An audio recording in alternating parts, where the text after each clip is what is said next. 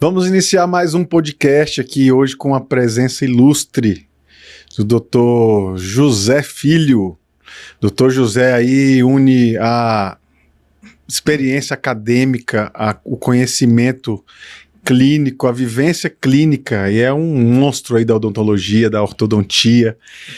Ele é graduado em odontologia pela Universidade Paulista de Bauru, é especialista em dentística, é especialista em ortodontia, é mestre em ortodontia, coordenador de cursos de especialização, 4 turmas, né, doutor? 4 turmas. É oficial da Reserva do Exército Brasileiro e autor de artigos científicos e palestrante em congressos nacionais. Doutor, é uma honra tê-lo aqui com a gente no nosso podcast. Obrigado pelo convite, é uma honra estar aqui, né?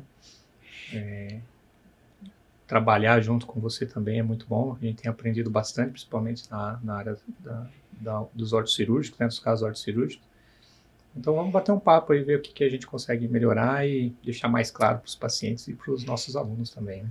Nossa, o doutor José, ele é assim, humilde, né, mas ele é um fera, parceiraço, tem muito conhecimento, tem uma habilidade manual muito boa, trabalhador, uma pessoa do bem, família, um cara super mega top. E para mim é uma honra tê-lo aqui, doutor. Obrigado.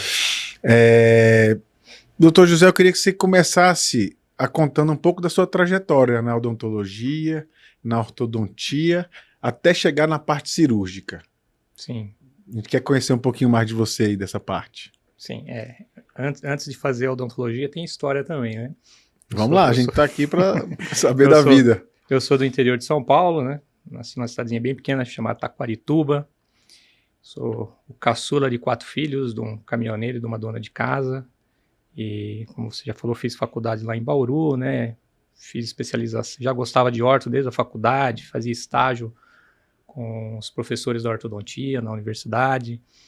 Mas eu tinha um pezinho na estética, eu gostava muito de dentística e fiz dentística primeiro, e depois eu fui fazer especialização em orto também, e até eu chegar no mestrado, né? E quando eu comecei a atender, eu já gostava muito de casos cirúrgicos. A cirurgia era até uma das áreas que eu pretendia fazer quando eu estava na faculdade. Gostava muito de cirurgia. Mas depois eu fui desgostando de ver sangue, né? Eu queria uma coisinha mais limpa. E aí eu me apaixonei mesmo com a ortodontia, fazendo estágio com a professora Daniela Garibe na época. É uma professora maravilhosa.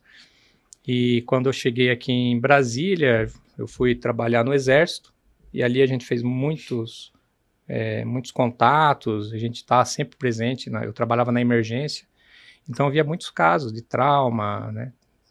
Tinha muitos amigos ortodontistas lá, cirurgiões, então eu sempre estava junto com eles também, em centro cirúrgico, atendendo as emergências junto.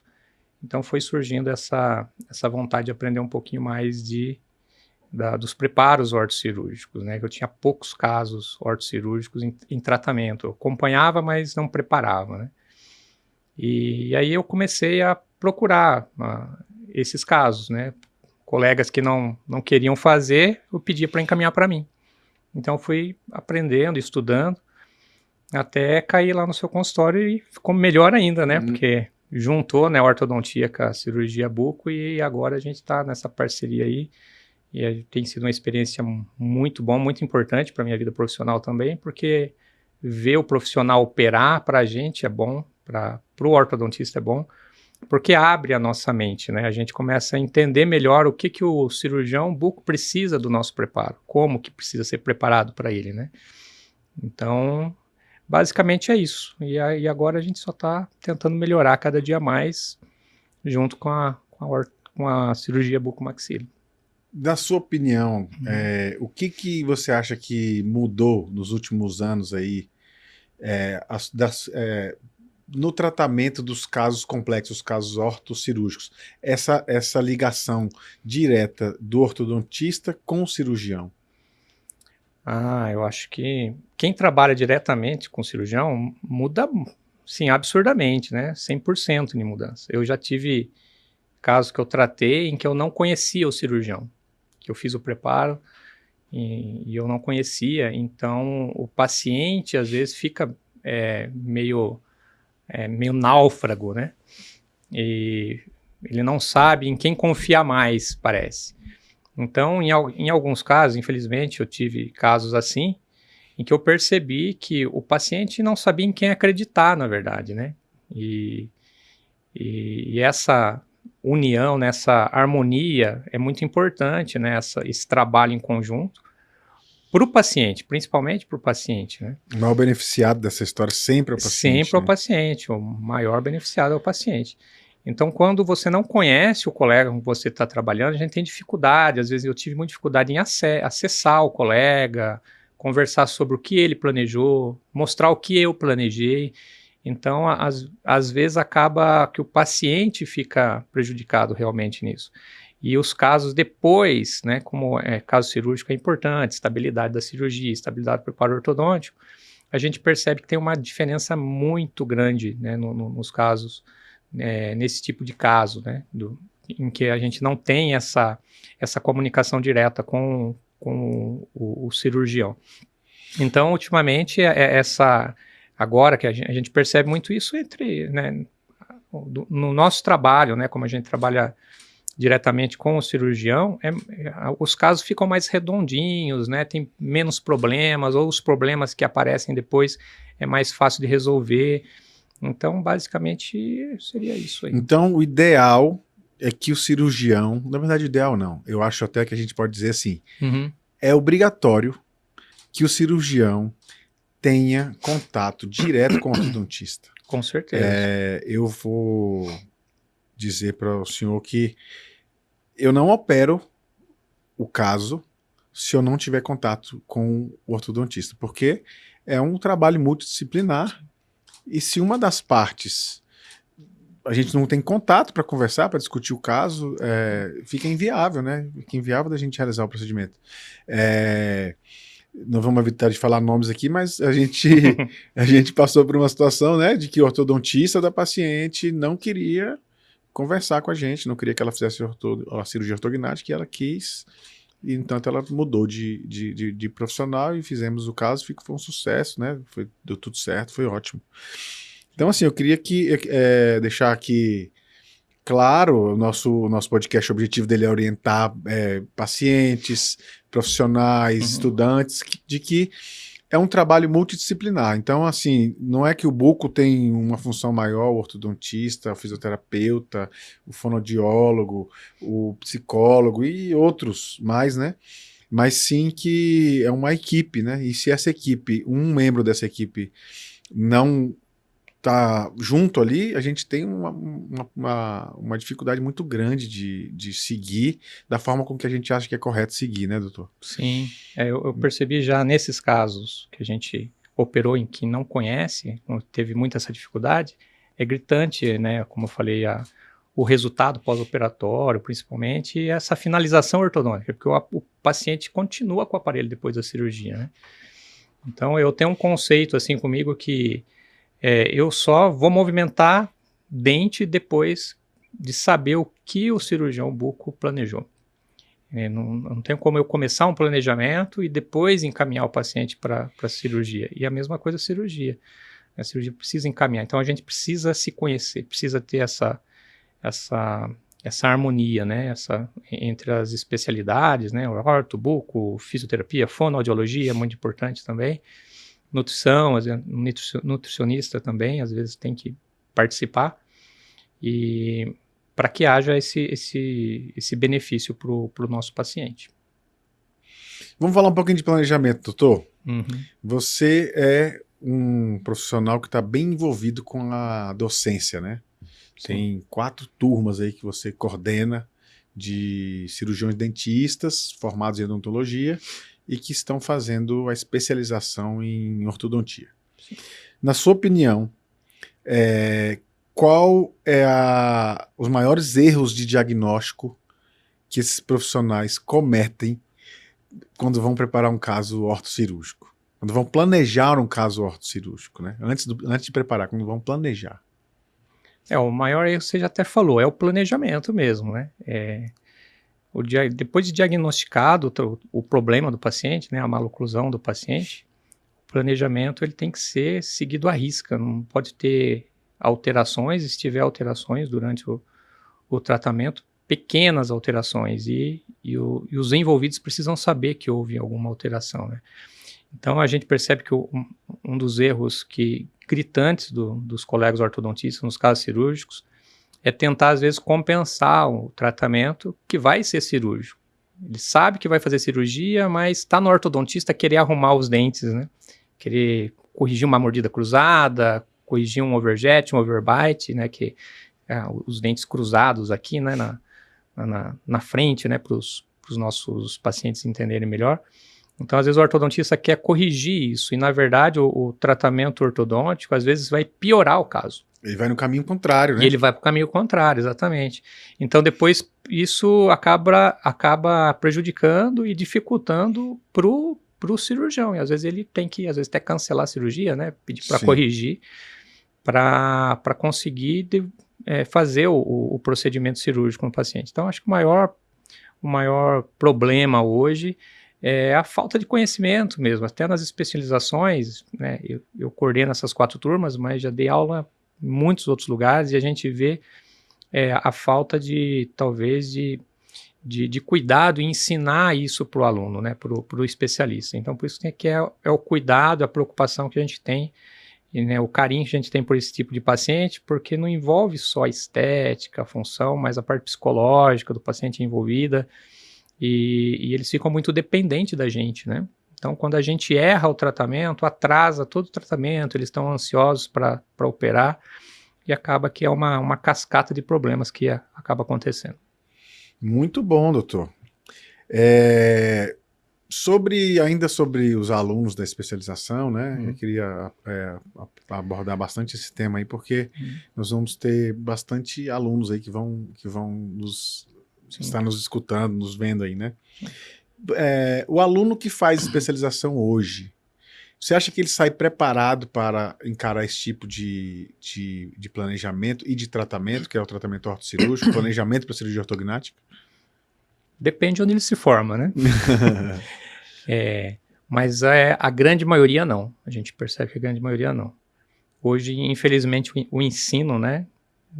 Não queria puxar para esse lado, mas já puxando, né? O ensino foi muito prejudicado no Brasil por uma série de motivos que não vem ao caso, né? Mas então a gente percebe que hoje está muito...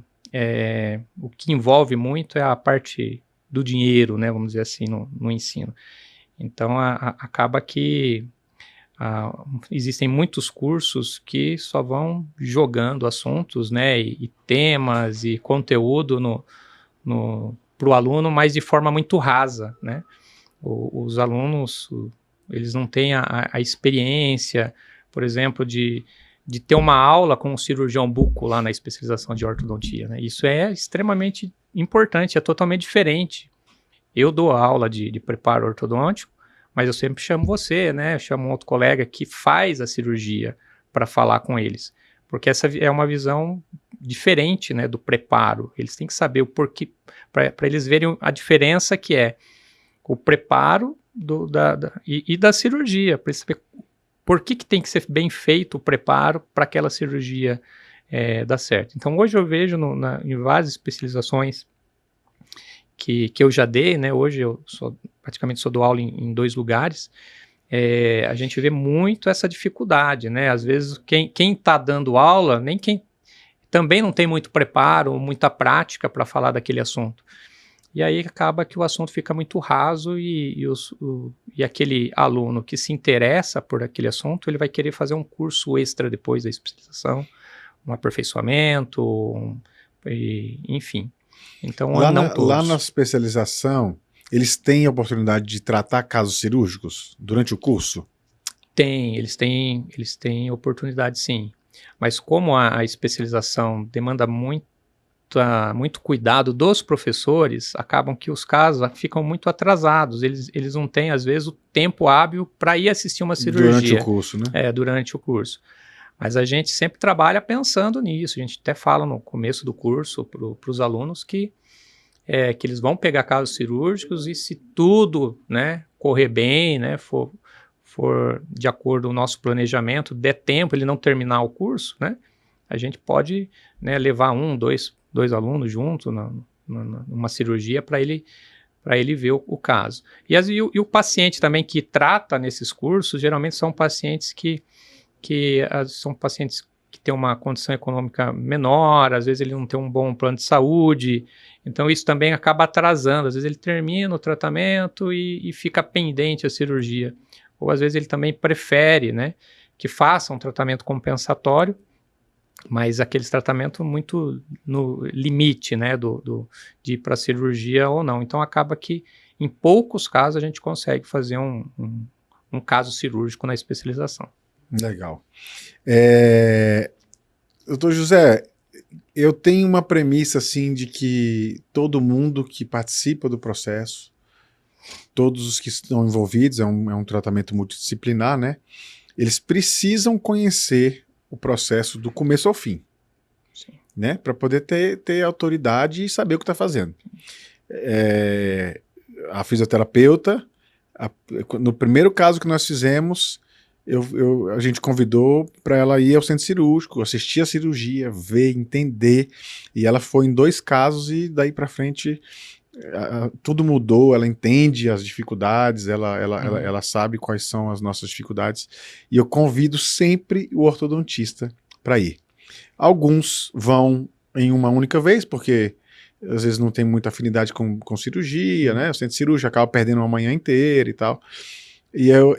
Mas a grande maioria deles vai uma vez e depois vai em todas. É impressionante. Você é um desses, né? Que faz questão de acompanhar. E além da técnica, quem fica como paciente durante todo o preparo, 2 anos, 1 ano e meio, é o ortodontista de 21 em 21 dias, geralmente, né? 30 dias, varia. Tá com o paciente ali, cria uma amizade com o paciente, tem um vínculo com o paciente. O cirurgião atende o paciente no início, uma consulta ali de 3 em 3 meses para dar uma olhada. Não tem tanto vínculo assim. E aí, quando o paciente vê o ortodontista no hospital, ele se sente tão confortável, aquilo acalma ele, é tão acolhedor. Sim. E eu acho que isso é muito importante. Então, além dessa importância acolhedora que o paciente se sente muito bem, eu queria que você falasse sobre o que mudou na sua prática clínica depois que você começou a ir no centro cirúrgico e ver. E falar para os colegas também o que você acha que deve ser feito para poder manter essa rotina, né? Não de ir sempre, mas de conhecer o processo inteiro e como isso pode agregar no tratamento para o paciente em si. Sim. A gente percebe depois que começa a assistir às cirurgias, né? O cuidado que a gente tem, desde da colagem dos acessórios, né? Que tem cirurgia, dependendo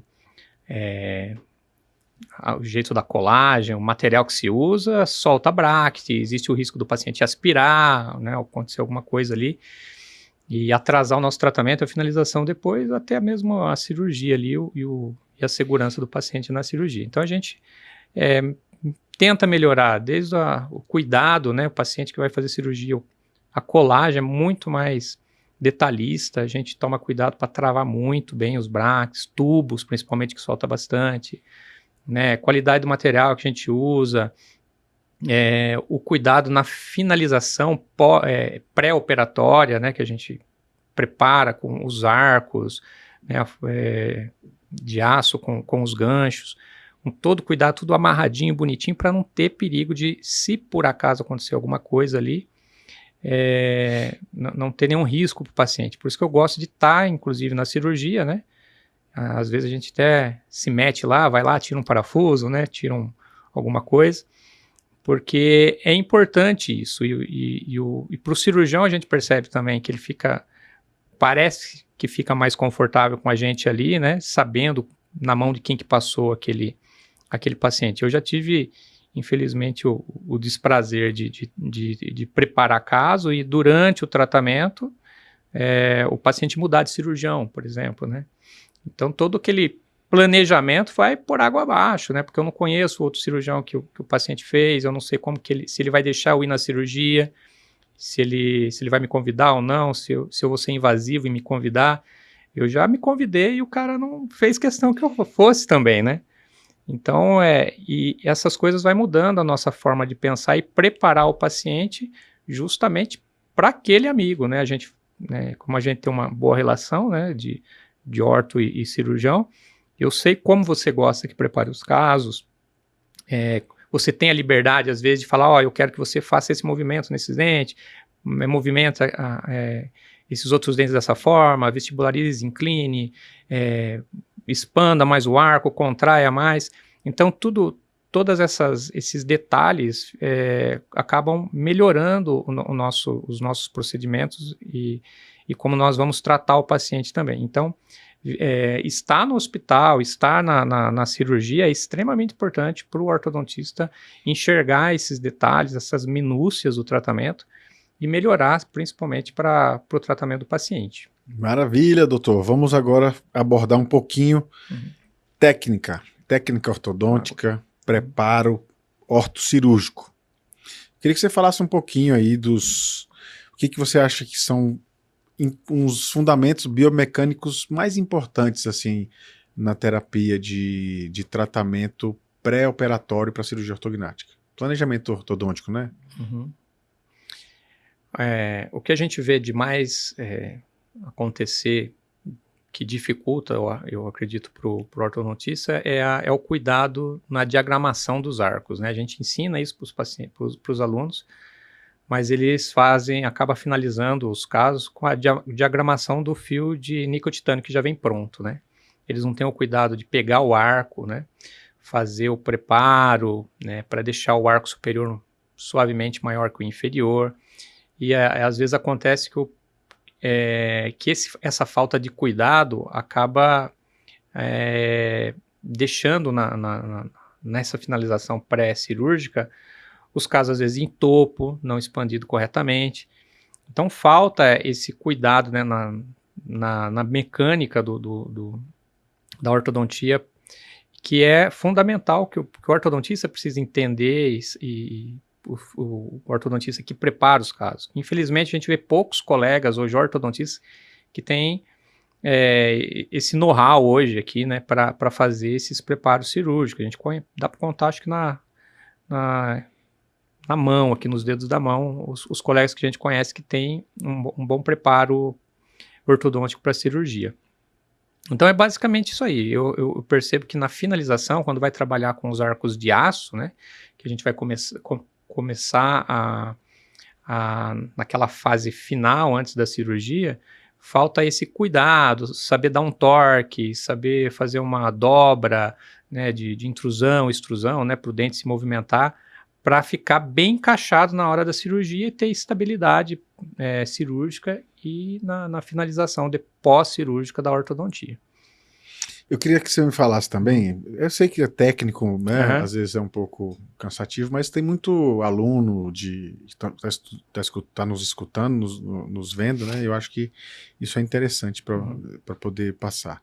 Qual a importância que você acha da coordenação dos arcos no tratamento ortocirúrgico?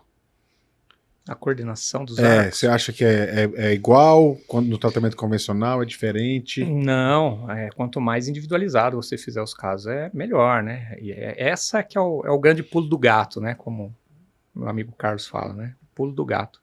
Então você tem que individualizar os casos. Quando você individualiza, você não está olhando só dente ali, né? Você está olhando musculatura do lábio, do paciente. Individualização dos arcos, né? Exatamente. Você está olhando a musculatura da bochecha. E com o arco de Nietzsche, né, que ele é um arco mole, vamos dizer assim, né, o aluno que está ouvindo, ele vai entender bem isso. Ele já vem diagramado, ele é universal, para todas as bocas ele é igual. Mas os arcos de aço, eles já são para isso mesmo. Então, às vezes a gente pega numa vareta, nem pega aquele arco pronto já, né? A gente vai fabricar o arco para aquela face, para aquela boca do paciente. E isso dá total diferença, porque dá muito mais estabilidade, a remodelação do osso vai ficar melhor ali com aquele arco, porque ele vai manter os dentes mais firmes, com pouca movimentação na mastigação. A musculatura do paciente vai respeitar mais aquela forma, né, que está naquela posição dos dentes. E a estabilidade, como eu falei, né, a principal preocupação nossa depois da cirurgia é a estabilidade, que a gente vê muitos casos que tem recidiva pós-cirurgia e às vezes dificulta a nossa nossa conduta clínica, justamente porque às vezes a gente falhou, às vezes numa coordenação de arcos, né, deixou o paciente muito de topo, não deixou tão redondinho, né, porque a gente fica moldando o paciente direto, né, e tem boca que quer que moldar todo mês, né. Então, essa falta, esse cuidado é muito importante para finalizar muito bem os casos.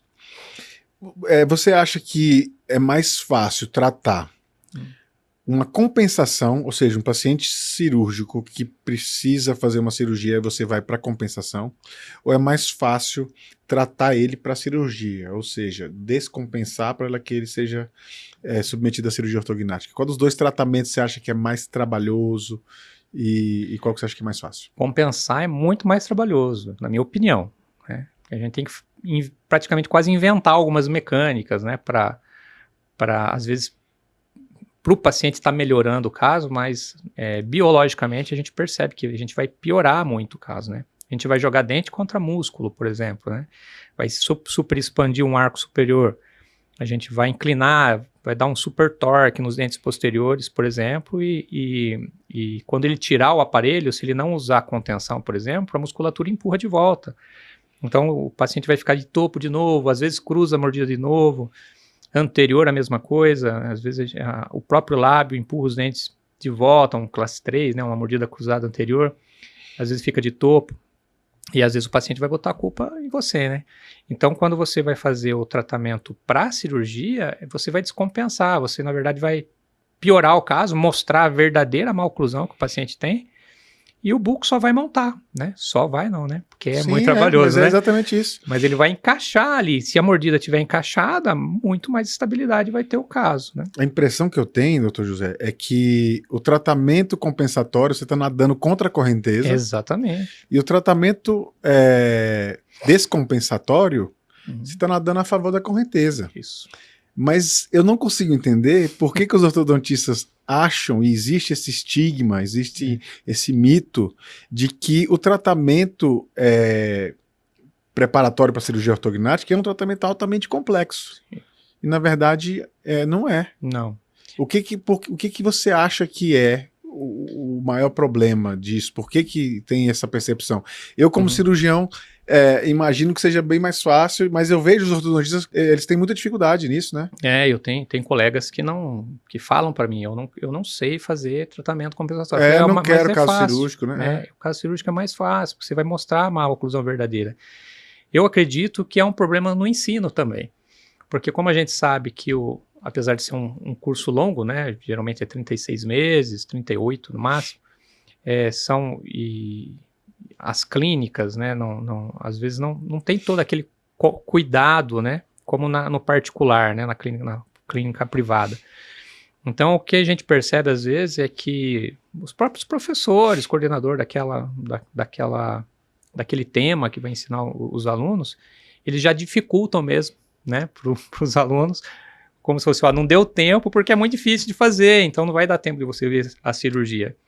Então eu acredito que seria uma das coisas que pode estar acontecendo, né?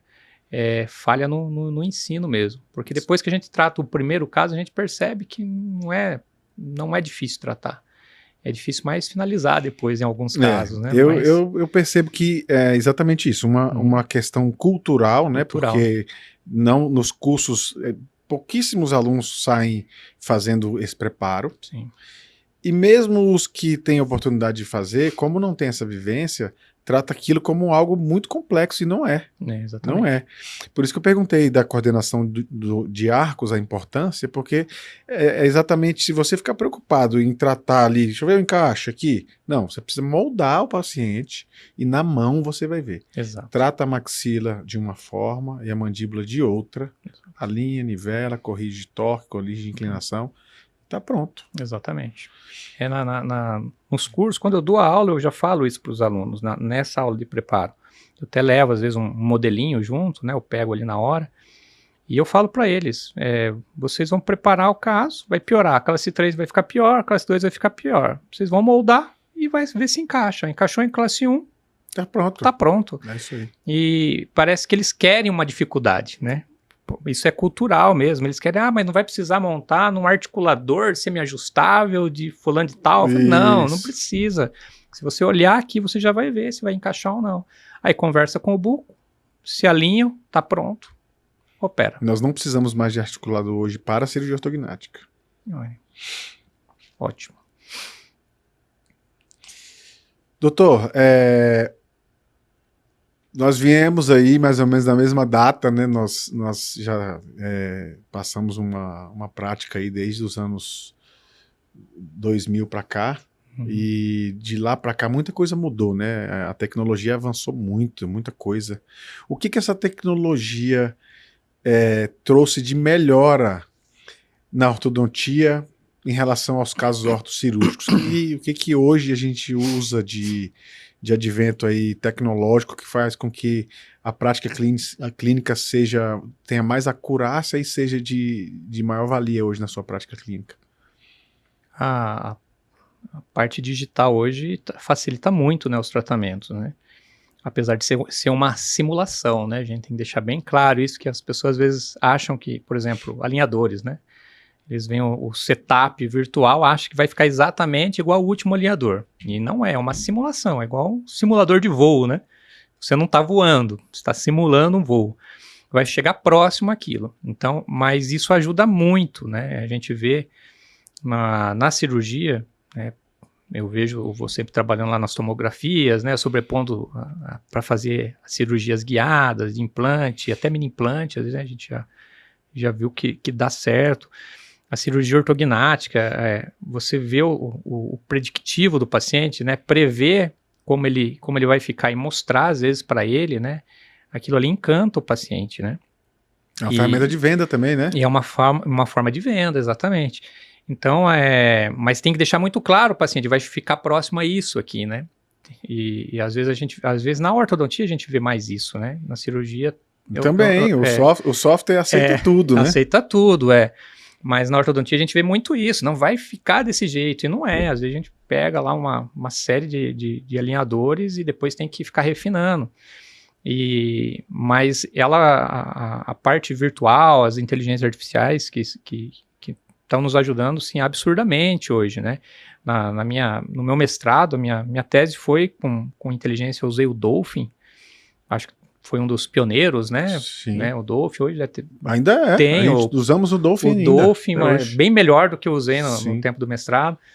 E nós fizemos, né, manipulações assim para justamente ver isso, né? Até quando é aceitável avançar os dentes, ou a maxila, ou a mandíbula, o quanto é aceitável retruir, quanto que o paciente os leigos aceitam isso, quanto que os ortodontistas, né, os odontologistas, né, os cirurgiões dentistas aceitam, quanto que eles percebem de atratividade, e é muito legal isso, a gente vê hoje esses casos sendo tratados, chegar muito próximo do que daquele planejamento virtual. Então, acho que daqui para frente cada vez vai melhorar. E quem ficar fora disso vai ficar mais arcaico, né? E você acha que esses softwares, eles substituem a experiência clínica do profissional? Não. Isso aí é a grande diferença, né? Esse que é o cuidado que a gente tem que ter, que a gente vê muito isso, né? Colegas achando que hoje não precisa fazer mais nada, que o bracket faz tudo, o aparelho faz tudo, né? O programa lá vai fazer o planejamento para você. Não. Tem casos, por exemplo, de Invisalign, né? Ou outros tipos de alinhadores que a gente usa, Self, ClearCorrect, tem várias marcas, que eu já tive casos que eu repeti 7 vezes o planejamento que a empresa fez. A empresa me manda um planejamento. Então, se você não conhecer a mecânica se aquele movimento é possível, né? Se você não tiver essa experiência de saber que o movimento não vai acontecer, você acredita no que eles estão mandando. E tem movimento que eles mandam, por exemplo, intrusão com alinhadores. Isso é muito difícil fazer intrusão com alinhadores. Agora deve ser um desafio passar para os alunos essa experiência do software em relação à base biomecânica, né? O que é possível fazer e o que é real fazer, né? Exatamente. Porque o software, se você quiser fazer um giro de 360 graus no dente, ele faz. Ele faz. O aparelho não vai conseguir fazer isso, né? Ele faz todo o movimento, mas ele não mostra para você o quanto de osso que ele perdeu, a papila que ele vai perder, né? Quanto que de prejuízo vai ter biologicamente aquele movimento, né? A retração gengival que vai aparecer naquele paciente, a exposição do colo da raiz ali. Isso o programa ainda não tem capacidade de prever como biologicamente vai responder à movimentação. E é isso que é a diferença, né? A gente vê colegas fazendo casos, os ortodontistas de Instagram, né? E outros colegas fazendo casos maravilhosos, coisa mais linda do mundo, né? A gente também posta geralmente os mais bonitos casos que a gente tem, né? Sim. Mas o colega que está se formando em ortodontia, está fazendo buco, e às vezes ele acredita que aquilo ali é todos os casos, né? E não é, a gente tem que tratar cada caso individualizado e com muito critério para indicar cada tipo de aparelho, cada tipo de tratamento, para ajudar o paciente, né? A gente não pode esquecer que a gente está lá na clínica para oferecer o melhor para o paciente. Nosso objetivo maior é o paciente, né? Exatamente. Vamos falar um pouco de ortodontia pós-cirurgia. O que você observa no pós-operatório imediato? Assim, eu libero o paciente para poder voltar para a ortodontia. Quando ele chega lá na sua mão, o que você observa? Em alguns casos eu me assusto, né? Às vezes ele chega lá com a mordida aberta posterior de um lado só, ou mordida aberta anterior, um dentinho que está quase ficando de topo, mas a gente sabe que às vezes logo depois do tratamento vai ter uma resposta muscular, ele está totalmente assim, descompensado, né? Teve muita desinserção muscular ali, né? E até o paciente não consegue, tem aquela mobilidade muscular direito, tem parestesia às vezes, então às vezes ele nem está mordendo ainda corretamente. Então a gente manipula o paciente, vê que está um pouquinho melhor do que a gente viu, né? E já respira, opa, dá para resolver aqui agora, né? Mas às vezes o que assusta é isso, talvez é isso que alguns colegas corram às vezes, né, do tratamento ortocirúrgico, né? É o susto que eles levam depois da cirurgia. Mas tem casos também que chega redondinho, e já chega encaixado. Tem o caso que era super classe 2 o paciente mesmo, com extração de 4 prés, um overjet gigante, e eu pensei que não ia dar certo, que ia ficar ruim a cirurgia, e depois a cirurgia ficou bonitinho, e em 4 meses ele estava sem aparelho. Foram casos rápidos. E depende da resposta de cada indivíduo também, Depende né? muito, idade do paciente, né? Que paciente mais velho, o osso mais duro, mais cortical, né? Mas tem paciente que fica 1 ano depois ainda com o aparelho, né? Então, a gente tem que saber justamente trabalhar essa individualidade de cada um. Mas, no geral, eu acho que é mais esse desencaixe depois que a gente assusta um pouco. Mas não são todos. Tem geralmente a maioria, graças a Deus, vem já prontinho para a gente só finalizar o tratamento ortodôntico. E no final do tratamento, como que essa intercuspidação bem feita, esse alinhamento, garante a estabilidade do caso? Você acha que isso é importante ou não? Sim, com certeza. A oclusão encaixada, a intercuspidação, né, o encaixe da parte superior com a inferior, né,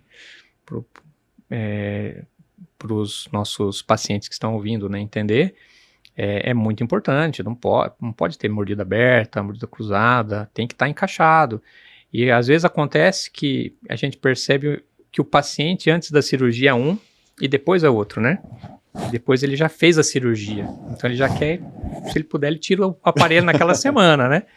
E às vezes ele não entende, porque tem ainda que fazer esse encaixe, usar elástico, daí tem paciente que às vezes não colabora para usar o elástico, e a gente explica a importância desse encaixe, da estabilidade para o caso, usar as contenções de forma correta, no tempo correto que a gente vai prescrever.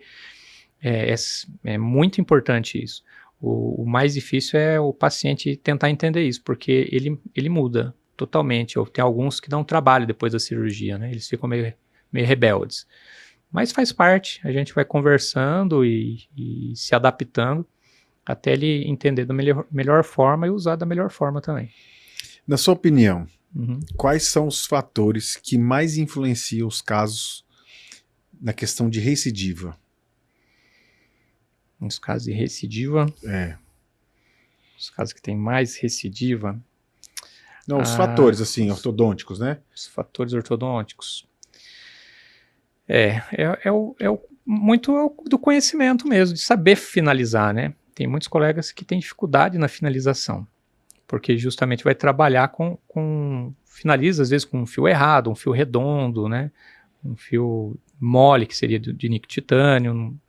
Então, acho que falta mesmo, e também tem o fator paciente, né? Também, saber usar, como falei, né, os elásticos direito, colaborar com o uso do elástico que a gente pede, e o biotipo do paciente também conta muito. Se o paciente é braquifacial, ele tem uma musculatura muito mais forte. Às vezes a gente tratou uma mordida profunda, por exemplo, foi corrigida aquela mordida profunda, na cirurgia foi corrigido, mas pelo tipo facial dele, às vezes ele tende a ter um pouco mais de recidiva, justamente por causa da força da musculatura. O dólico da mesma forma.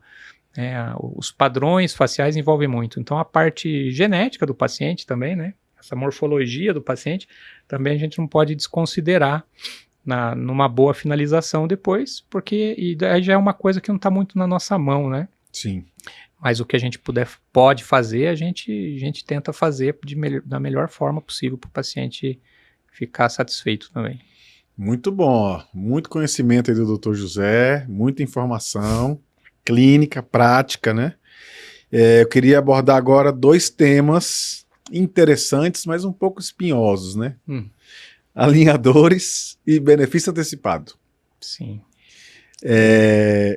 Você acha que os alinhadores estão preparados para substituir os aparelhos convencionais no tratamento pré-cirúrgico?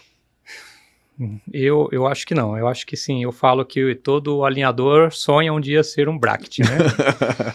Então, eu acho muito difícil, né? O alinhador, não tem como a gente negar que ele veio para ficar. É mais uma ferramenta que vai ser usado muito na ortodontia, assim como os outros aparelhos, mas ele tem os seus limites ainda, né? A gente percebe, e eu acho que tem alguns limites que não vão ser corrigidos pela forma que é o aparelho, né? Ele é como se fosse uma luva, né? Ele não existe outra forma de fazer ele, né? Ele vai ser encaixado nos dentes, é diferente do bracket, que é colado. Então, para a cirurgia ortognática, eu acho, a gente teve experiências, né? Tem um caso que a gente tratou, né? E a gente viu uma recidiva enorme depois, né? Mas também o paciente não foi muito colaborador, e é aquilo que eu falei, né? O paciente é um antes da cirurgia, o outro depois, né? É um paciente que não foi muito colaborador depois da cirurgia, não usou direito as placas, abriu mordida, agora está finalizando. Acho que faz uns 2 anos depois da cirurgia, acho que é o caso mais longo que a gente tem em tratamento usando alinhador. E tem um outro que a gente, não foi nós que tratamos, né? Mas a gente indicou colar o aparelho depois da cirurgia, né? E tá indo rapidinho o tratamento dele, né? Agora. Então, eu acho que é possível tratar, né? Fazer o preparo ortocirúrgico com alinhador, mas ele é muito mais difícil, justamente porque o alinhador ele tem umas limitações em expansão de arco, né? Em torque, inclinação, né? Extrusão de dente. Ele tem algumas limitações que a gente não vê no aparelho fixo, que está na nossa mão ali o controle, né? Eu preciso de uma extrusão, eu faço uma dobra, ou eu recolo o bracket, eu preciso de expansão, eu consigo expandir com arco, enfim, eu acho que fica muito mais na nossa mão, no nosso poder, né, o tratamento com o aparelho fixo do que o alinhador. Então, qualquer alteração que eu preciso fazer no alinhador, eu preciso parar o tratamento, escanear, mandar para a empresa, esperar ela fazer o planejamento, repetir o planejamento se estiver errado, que geralmente está no primeiro, até a gente cansar e começar nós mesmos fazer o planejamento, a movimentação ali. Então, é possível, mas com muito critério, né? Muito critério. Eu conheço colegas que trabalham com alinhador, assim, que faz tratamentos maravilhosos, mas tem que ser com muito critério para a indicação do alinhador. E não é muito mais rápido como toda empresa fala também, né? Isso é uma fake news. Sim. E o que você acha que vai ser o futuro? O tratamento híbrido? Onde a gente use...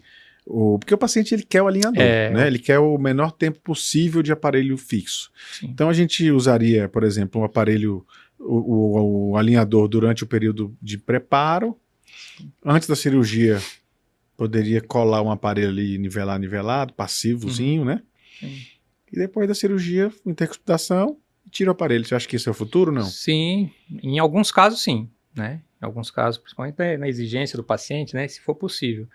Paciente, depende muito do tipo de caso, né? O caso que tem muito apinhamento, por exemplo, é muito melhor tratar o apinhamento com um aparelho fixo, colocar um autoligado ali que vai ser mais rápido, menos atrito, e fica ali uns 6 meses alinhando, nivelando, e depois já partir para fazer o inverso, né? Depois partir para o alinhador.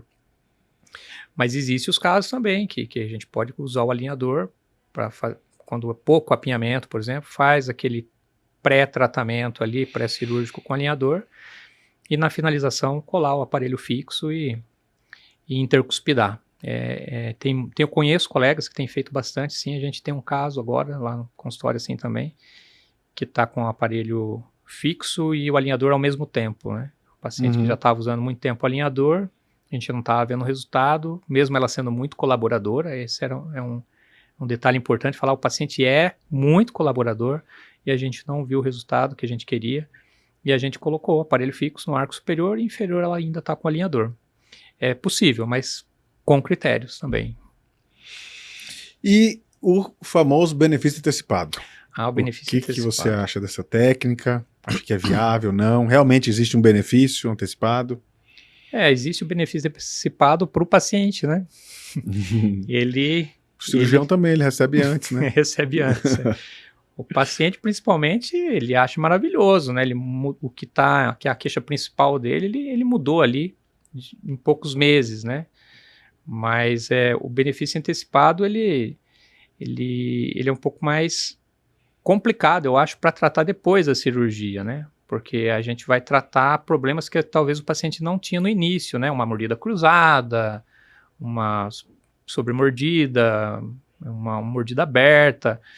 Então, acho que para o ortodontista não é muito benefício antecipado, Sim. né? Na verdade, ele inverte, né? Ele pega uma responsabilidade muito grande, Pega né? uma responsabilidade grande. E a parte da estabilidade também, né? Da cirurgia. Você está movimentando, vai continuar movimentando o osso ali. E com a cirurgia, o cirurgião tem que ser um expert mesmo, né? Para manter aquela estabilidade. Eu acho interessante para o paciente, mas também tem que ser muito bem indicado. Eu acho que não seria todos os casos a indicação. Eu acho que a técnica do benefício antecipado é válida. É uma técnica que, em alguns casos, ela funciona super bem. Exatamente. Não é para todos os casos. Isso. E nem para todos os profissionais. Exatamente. Porque a técnica cirúrgica é a mesma, não muda nada, né? Sim. O planejamento vai demandar um pouco mais de experiência, sim, né? Um pouco mais de bagagem aí. Sim. Mas o pós-operatório é uma bomba na mão do ortodontista. Então, se o ortodontista não tiver muita experiência, não tiver o domínio da biomecânica, das técnicas, ele pode se atrapalhar e gerar um grande problema. Então, eu acho que, resumindo, é isso aí. Funciona bem. Casos, não todos os casos, né? Alguns casos. E na mão de pessoas experientes. Exatamente. Né? Tem que procurar muito bem o profissional para saber se ele vai ser capaz, né? Da experiência dele, se ele vai ser capaz de resolver. Porque depois eu mesmo corro disso. Muito bom. Mas muito se aparecer, a gente tem coragem. Muito bom. Doutor, vamos aqui fazer um bloco agora de verdades ou mitos. Você fala se é verdade ou mito, se quiser justificar rapidinho. A cirurgia ortognática é feita apenas por estética? É mito. Mito, né? Ela, a grande maioria das vezes, é funcional, né? Exatamente.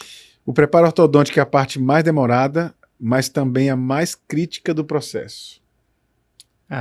Para mim, sim, que eu sou ortodontista, né? Então, para mim, é a mais demorada e a mais crítica, sim. E é verdade, né? É verdade. Planejar digitalmente é só um recurso de uso de marketing? Não, isso eu acho que Mito, não, né? é mito. Dá para você trabalhar bem virtualmente, sim. Hoje em dia a gente não consegue trabalhar sem o virtual, né? sem o virtual mais. Ajuda muito. A recidiva ocorre apenas por erro cirúrgico. Não, de jeito nenhum. Erro ortodôntico, pode gerar tipo de má oclusão, colaboração do paciente, tem vários fatores envolvidos. A comunicação falha entre ortodontista e cirurgião é a principal causa do retrabalho. Olha, pelo que eu já tive de experiência, eu acho que é verdade. Todo paciente classe 3 precisa ser operado. Não. Não, né? Não. O benefício antecipado é indicado para todos os casos de apneia do sono. E agora você me apertou, hein? E agora? Eu acho que não, né? Tem casos de apneia do sono. Todos os casos de apneia? Não, porque... E tem que passar pela orto antes, né? Tem casos que precisa passar pela orto. Então, às vezes, ele vai ter que ainda sofrer um pouquinho aí. Sofreu mais 6 meses, 1 ano.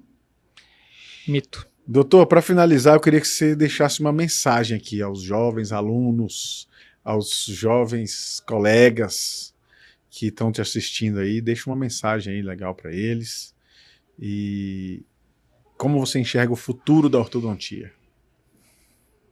Eu acho que tem muito futuro ainda, né? Quem faz orto, né? Os alunos que estão nos assistindo e são meus alunos ou não são, né?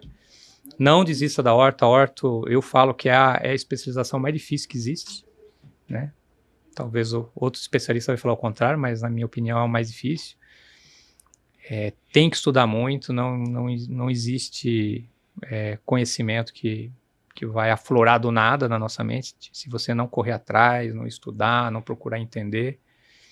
E aqueles que já estão para se formar, lembra que o diagnóstico sempre é soberano. Se você souber diagnosticar, o próprio diagnóstico vai falar para você, vai mostrar para você o caminho do planejamento e qual o melhor aparelho que você vai usar. E aparelho tem de monte, né? Então fuja de marcas, fuja de não fique preso, né, em marcas, em nomes, que o mais importante no tratamento ortodôntico é o que está atrás daquela pinça que está colando o aparelho, né, que é o ortodontista, não o aparelho. Seria isso. Muito bom, doutor, muito bom mesmo. Doutor José, quero agradecer imensamente a sua disponibilidade de tirar um pouco do seu tempo e compartilhar conosco aqui tanta informação, tanta sabedoria. Eu já te conheço há algum tempo, você é um cara muito bacana, te admiro demais, um cara simples, honesto, dedicado, profissional ímpar. Obrigado. E eu fico muito orgulhoso de poder trabalhar com você nos nossos casos cirúrgicos aí, e quero que seja assim por muitos e muitos anos, meu amigo. Amém, espero a mesma coisa, obrigado. E como forma de agradecimento, eu queria compartilhar com você aqui um mimo que nós fizemos aqui com todo carinho, você merece muito mais. Mas... Obrigado. Pode abrir? Pode. Olha, que chique. Isso eu não esperava. Obrigado. Tem até uma cartinha de amor. Tem um lembretinho, uma cartinha. Tem que ler a carta, né? Não tem graça.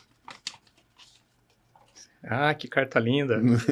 Não mostra pra câmera não, que eles vão descobrir. Esse aqui é segredo só nosso. Gostei. Obrigado. Amei. Obrigado mesmo por contar comigo sempre. Obrigado. Eu que agradeço, meu amigo.